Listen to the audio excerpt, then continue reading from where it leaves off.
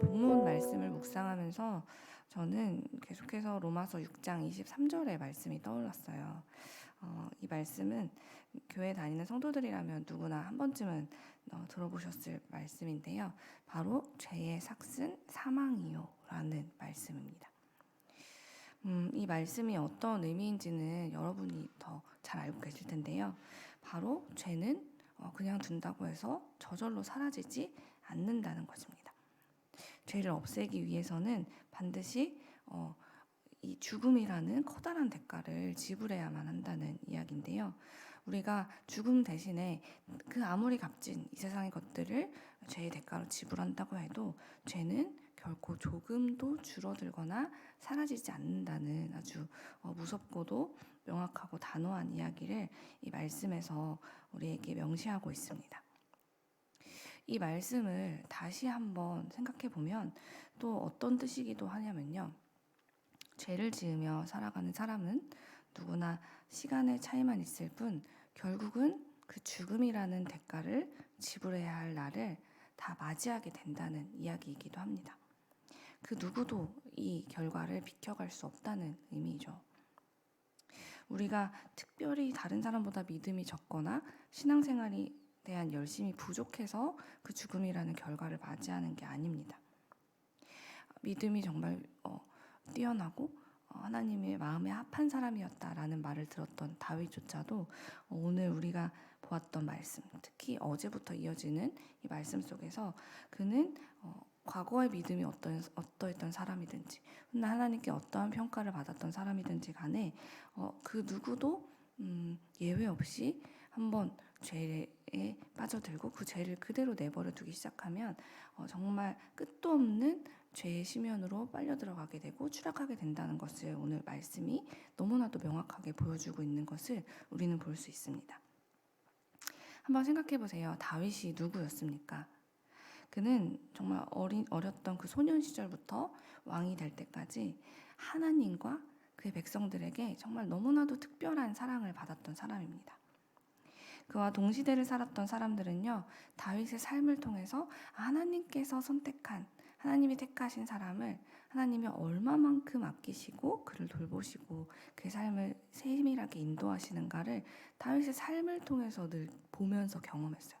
하나님이 이렇게까지 그의 백성들을 챙기시고 승리하게 하시고 흥하게 하시는구나, 이렇게까지 살뜰히 살피시는구나 라는 것을 가까이서 보았던 백성들은 자신의 왕이 된 이 다윗, 왕이 되기 전부터도 그를 사랑하지 않을 수 없었죠. 그런데 최근 우리가 읽었던 말씀에서는 어제 목사님도 말씀하셨던 것처럼 우리가 알고 있었던 그 다윗의 모습은 더 이상 등장하지 않습니다. 그는 너무나도 달라진 모습으로 계속해서 성경에 보여지고 있는데요. 늘 주님을 의지하고 백성 앞에 성실히, 하나님 앞에 성실히 살아갔던 그 다윗이 어제 목사님이 얘기하셨던 것처럼 영적인 게으름에 빠진 모습을 우리는 볼 수 있어요. 영적뿐만이 아니라 육적으로도 말이죠.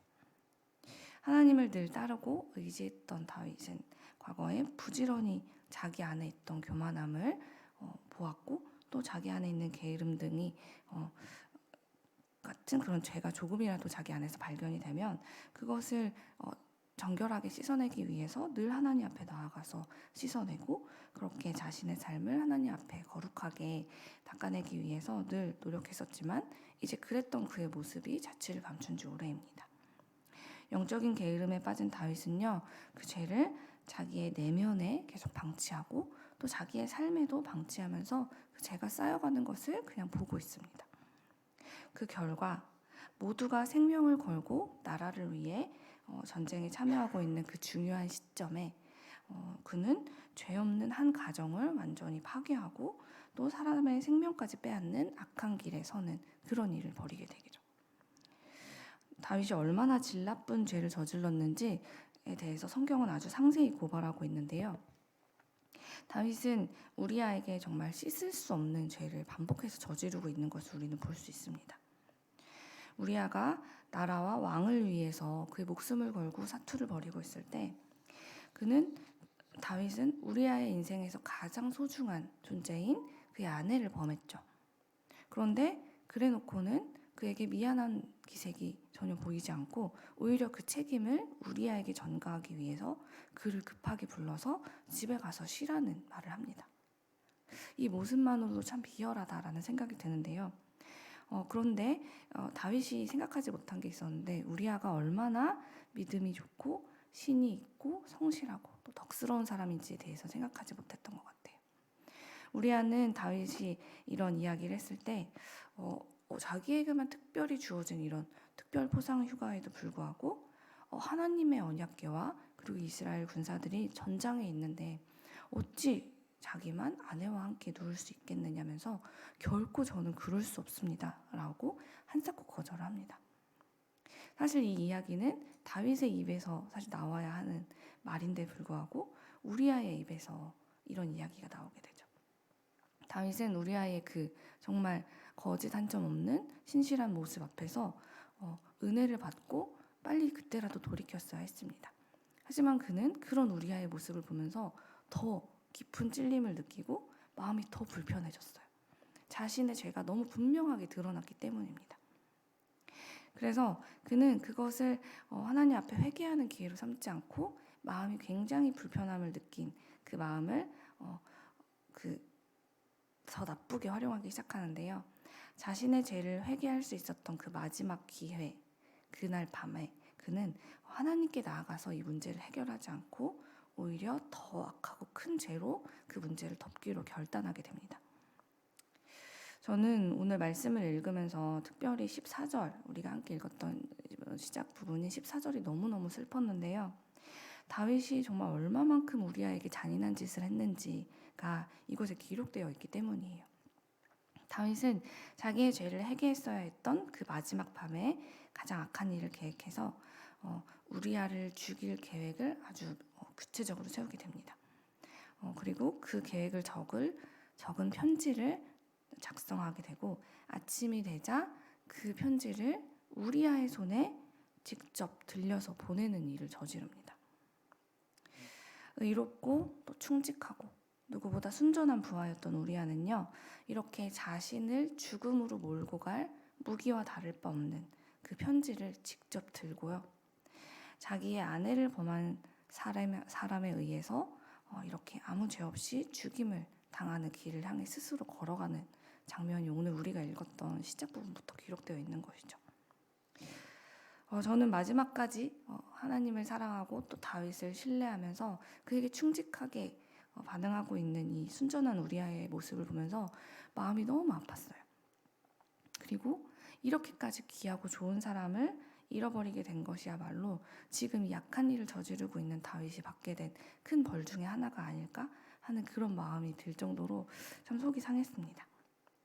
왜냐하면 여러분도 다 경험해 보셨겠지만 사람이 세상을 살면서 좋은 사람을 만난다는 것, 복된 만남을 갖는다는 것만큼 참 중요한 일이 없고 그것이 참 쉽지 않다는 것을 우리 모두는 알고 있기 때문이에요.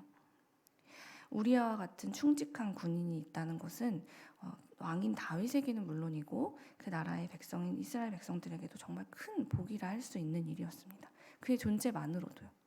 하지만 다윗은 그렇게 살면서 다시 만나보기 어려울 정도로 참 좋은 이 우리아라는 사람, 이 복된 사람을 자기 손으로 죽음으로 몰아넣는 그런 일을 하게 되죠. 그리고는 우리아가 가장 소중히 여긴 그 아내를 곧바로 자기의 아내로 취하기까지 합니다. 사무엘 하를 기록한 오늘 우리가 본 이 말씀을 기록한 기자는요, 다윗에 대한 첫 평가를 오늘 우리가 읽었던 이곳 11장에서 남겼는데요. 그가 뭐라고 다윗을 평가했냐면 다윗이 행한 그 일이 여호와 보시기에 악하였더라 라고 이야기하고 있습니다. 여기서 악하였다라는 단어를 히브리어로 보면 바에라라는 단어를 사용하고 있는데요. 이 단어는 전에 다윗이 요압에게 사용했던 이야기예요. 다윗이 어떤 사람입니까? 전에 그 아브넬에 대해서도 마음을 넓게 가지고 그를 품으려 했을 때 요압이 자기 동생을 죽인 일로 그를 다윗의 뜻과 다르게 그를 죽이자 그에 대해서 너무너무 가슴 아파하면서 애가까지 지어 부르고 그렇게 그 죄가 없는 이의 죽음에 대해서 사실 그 나라를 위해서 요압은 어쩌면 행한 일이라고 스스로 생각했지만 그것조차도 너무 안타까워하고 죄책감을 가지고 죄에 대해서 예민하고 민감하게 반응했던 그 다윗이 지금은 요압에 대해서 그게 악한 일이야 라고 경고했던 그 단어를 하나님께 이제 자기가 듣는 상황이 된 거예요. 요압에게 나중에 편지를 보낼 때도, 그리고 그 일이 우리아를 죽인 이후에 벌어진 일을 보고하는 과정에서도 요압을 탓하거나 그에 대해서 죄라고 여기지 않고 오히려 그럴 수도 있지라는 식으로 요압의 죄를 두둔하고 그것을 감싸주면서 어느새 요압에게 그렇게 하면 안 된다는 것을 잘 알고 있었던 다윗이 요압과 같은 길에서 같은 뜻을 하고 있는 것을 우리는 보게 되는 것입니다. 다윗이 어쩌다 이렇게 하나님 보시기에 악한 사람으로 전락하고 말았을까를 생각해 보면 결국 그 답은 하나입니다. 그가 자기 안에 자라난 죄를 그대로 방치했기 때문이죠. 제가 오늘 말씀의 시작에서도 이야기 드렸지만 죄라는 것은 그냥 두면 결국은 죽음이라는 결과를 가져오는 것입니다. 그러나 우리는 살면서 이 무서운 결과를 잘 생각하지 못할 때가 많아요. 왜냐하면 죄의 그 시작이 너무나 달콤하고 매력적이고 유익해 보이기 때문입니다. 그래서 그 죄를 저지르게 될 때는 항상 이 죄의 끝에 우리는 반드시 무서운 대가를 치르게 된다라는 것을 자꾸만 잊어버리게 되는 거죠. 하지만 오늘 우리가 말씀에서도 확인했듯 그 어떤 죄도 끝까지 숨길 수 있는 것은 없습니다. 왜냐하면 모든 것을 다 알고 계시고 지금도 보고 계시는 하나님께서 살아계신 하나님이기 때문에 우리의 모든 죄를 결국은 다 드러내시고 그에 대해 심판하는 분이시기 때문입니다. 그날이 오면, 하나님이 심판하시는 우리의 모든 죄가 드러나는 날이 오게 되면요, 그때는 우리는 반드시 죄의 대가를 치르게 될 것입니다. 하지만 죄를 저지른 우리가 그 대가를 받는 것은 어쩌면 당연한 일이지만 오늘의 말씀에서 일어난 일처럼 아무런 죄도 없는 나와 함께 살아가는 이들이 내가 저지른 그 죄 때문에 그 엄청난 대가를 치러야 되고 희생당하는 일들도 일어날 수 있다는 것이 저에게는 더 무서운 일로 다가오게 되었어요. 죄라는 것은 내가 저지른 그 죄에 대한 대가만이 아니라 나의 죄 때문에 아무런 잘못이 없는 이들까지도 이런 아픈 일을 당할 수 있게 되는구나라는 것을 너무 뼈저리게 느끼게 한 말씀이 오늘의 다윗이 저지른 사건이었다는 것이죠.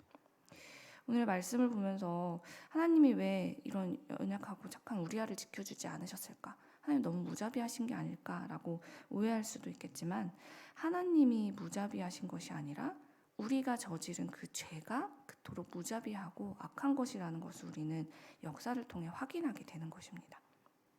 우리가 별 생각 없이 저질렀던 되게 사소한 줄 알고 다른 사람들 다 이보다 심하게 악한 죄를 짓고 살아가는데 이게 그렇게 큰 문제인가? 라고 여기던 그런 죄들이, 그래서 우리가 회개할 필요를 사실 느끼지 못했던 그런 죄들이 결국은 나를 이렇게 다윗처럼 더 이상 하나님을 찾지 않게 만들고 하나님으로부터 단절시켜서 나를 영원한 죽음으로 이끄는구나. 그래서 영적으로 점점 무뎌지게 하고 나를 게으름과 하나님에 대한 무관심의 상태로 내 이웃을 또 영원한 죽음으로 이끄는 그런 악한 길로 인도하는 것이 죄라는 것이구나. 내가 지금 저지르고 해결하지 않는 그 죄가 나를 여기까지 데려가는구나 라는 것을 오늘 말씀을 통해서 보게 되었다는 것이죠. 그러니 사랑하는 여러분, 오늘 내가 별 생각 없이 선택한 그 죄들이 얼마나 심각한 결과를 불러오는지 오늘 우리는 이 말씀을 통해 깨달아서 하루빨리 이 길에서 벗어나는 선택을 하게 되길 간절히 소망합니다. 그럼 어떻게 그럴 수 있습니까? 다윗도 하지 못한 일을 우리가 과연 할 수 있겠습니까? 할 수 있죠. 우리에게는 내가 해결할 수 없는 이 죄의 문제를 해결해 주시기 위해 이 땅에 직접 찾아오신 예수님이 계시기 때문에 이 문제를 해결할 수 있습니다. 죄가 우리를 계속해서 죽음의 길로 인도하려고 애쓰고 있지만 그럴 때마다 우리가 예수님이 우리에게 내미신 그 손을 꼭 잡는다면 우리는 반드시 이 죄의 길에서 멀어질 수 있고 떠날 수 있습니다. 죄의 유혹이 강할수록 그래서 예수님의 이름으로 우리 하나님 앞에 지금처럼 나와서 기도하면서 주님의 도움을 구하는 우리가 되길 간절히 소망합니다. 죄로 인해서 내 마음이 흔들릴 때마다 하나님의 말씀으로 자꾸만 내 안에 더럽혀진 생각과 마음들을 씻어내자는 거예요. 그러면 내가 꼭 붙잡은 그 예수님의 손이, 하나님의 그 말씀이 나의 이 죄를 깨끗이 씻어내고 영원한 생명으로 인도하는 그 놀라운 일을 우리는 경험하게 될 것이기 때문입니다. 나뿐만이 아니라 나와 함께 살아가는 이웃들, 정말 좋은 사람들, 그리고 또 지금도 죽음의 길을 향해서 달려가고 있는 수많은 사람들까지도 죽음에서부터 구원을 받는 그 놀라운 일이 우리가 죄에서 멀어지기 위한 노력들을 하기 시작할 때 일어나게 된다는 것입니다. 그러니 내 안에 슬며시 들어와서 자리를 이렇게 잡으려고 하는 그런 죄들에 대해서 더 이상 그냥 무관심하거나 게으르게 반응하지 말고 가능한 한 민감하게 반응하고 예수님을 의지하면서 그 죄를 부지런히 닦아내는 매일매일을 살아내는 우리 모두가 되길 간절히 소망합니다. 그 은혜를 우리 주님 앞에 구하는 것, 그것이 바로 기도의 자리에 서는 우리가 해야 될 일인 것이죠. 그러다 보면 그렇게 우리를 위해서, 우리의 죄를 위해서 이 문제를 해결하기 위해 자기 생명도 아끼지 않고 내어주신 우리 주님의 은혜가 우리의 죄를 물리치고 우리 모두를 생명으로 인도하는 그 놀라운 경험을 우리 모두가 하게 될 것입니다. 우리 오늘도 기도하는 가운데 그렇게 내 죄를 발견하고 씻어내고 나와 내 이웃을 살려내는 그런 우리 세상의 미디의 교회가 되기를 간절히 소망합니다. 기도하겠습니다.